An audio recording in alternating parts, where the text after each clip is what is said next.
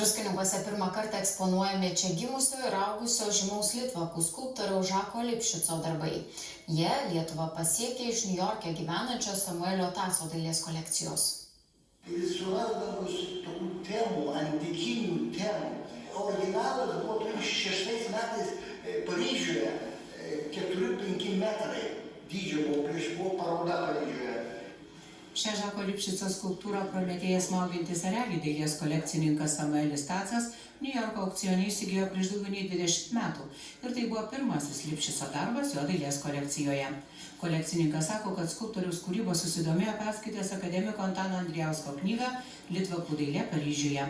Tuomet suprato, kolekcijoje turėtų atsirasti Žako Lipšico darbų. Parodoje eksponuojamos 6 bronzos skulptūros, piešiniai ir litografijos.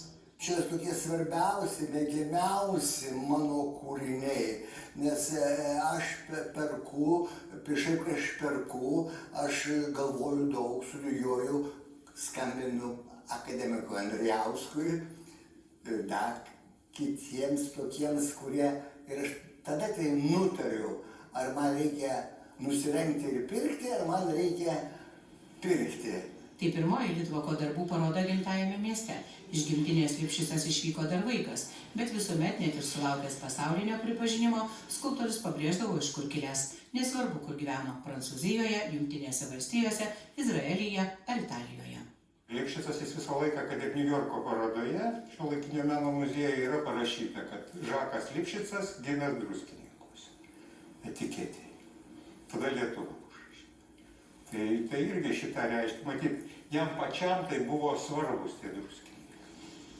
Lipšicas dailės mokėsi Paryžiuje, kur bendravo su kubizmo kūrėjais Chaimu Sutinu, Pablu Pikasu, Amedėjumi Madilieniu.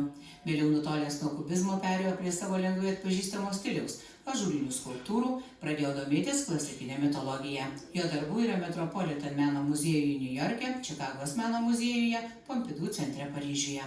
Jisai buvo vienas, aš skaitau, kad penketukė, pasaulinėme penketukė 20 amžiaus skulptorių. Niujorke yra jo poros skulptūrų, tokių aukštų, didelių, Filadelfijoje, Jeruzalėje.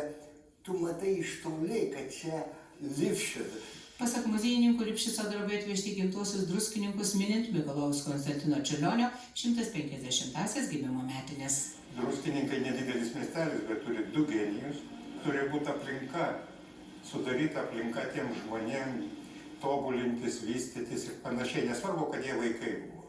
Čiurlionis jam buvo irgi labai didžiulis autoritetas. Jis yra sakęs, aš džiaugiuosi, kad vaikščioju tais takais, kuriais vaikščiojo Čiurlionis. Tai matyti irgi darė įtaką. Paroda sugrįžtų į Druskininkus, kurioje eksponuojami ir dar vieno litvako iš Kauno, Teo Tobijaso dailės kūriniai veikia Druskininkų miesto muziejuje.